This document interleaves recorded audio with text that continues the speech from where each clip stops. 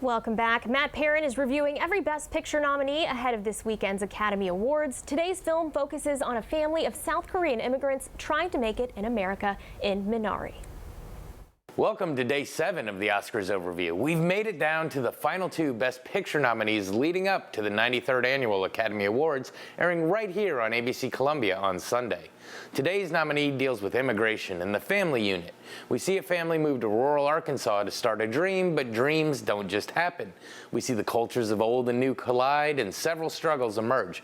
But let's dive right in and take a look at Minari. Our movie begins with Jacob, played by Stephen Yeun. He moves his Korean-American family from California to rural Arkansas. He dreams of doing more than working in a chicken plant and wants to start a garden/farm to sell Korean produce. His wife Monica is skeptical, to say the least. From their new mobile home to their new extremely rural setting, her reservations are apparent from the very get-go. The couple has two children, Anne and David, and we can see right away that David has health issues stemming from a weak heart. Jacob starts getting to work right away, but before long, the family's maternal grandmother, Soon-ja, moves in from Korea. Through this grandmother and young David, we soon see one of the movie's themes play out. David is adapting to American culture while his grandmother is set in her Korean customs. We see the two constantly butting heads with different ideas of what a grandmother should do. It leads to many comical scenes, but soon evolves into a rather endearing relationship as we see the two mindsets begin to meld together. As the movie progresses, we can see Jacob's successes and failures with the farm. It becomes an obsession that can be responsible for making or breaking him.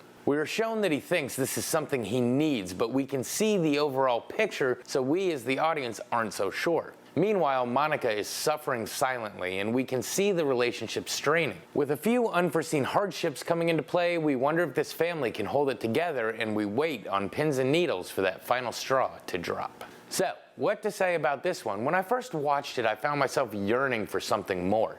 You try to become invested in these characters, but then you realize you're watching it all wrong. The movie isn't about any one of these people, but the family unit as a whole. The film is definitely the deepest of the 8. It doesn't feed you any exposition, it just shows you this family's life and allows you to take away from it what you will. You keep waiting for a huge tragedy. A huge blow keeps being foreshadowed hard. But then you realize that the real tragedy is the hidden one that the family hides from even itself. Then as we have a couple of seemingly tragic events occur, it turns out that those occurrences actually serve to lessen the major underlying tragedy. This movie moves slow and you have to be open to it. But if you watch without trying to predict what will happen, you will see true human growth. As we travel through these months with the family, we become despondent, only for the film to build us back up in the strangest of ways.